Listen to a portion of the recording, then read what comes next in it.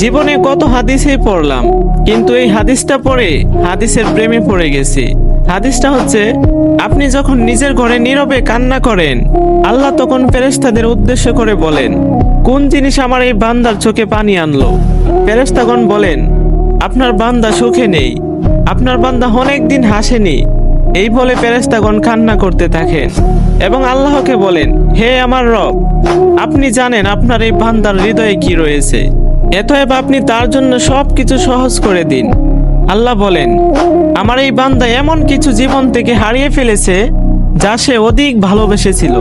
অতএব আল্লাহ বলেন, আমি শপথ করছি, আমার বান্দা যা তার জীবন থেকে হারিয়েছে এর চেয়ে উত্তম জিনিস তাকে এনে দিব, যা দেখে দুনিয়া ও আখিরাতে সবাই আশ্চর্য হয়ে যাবে। সুবহানাল্লাহ।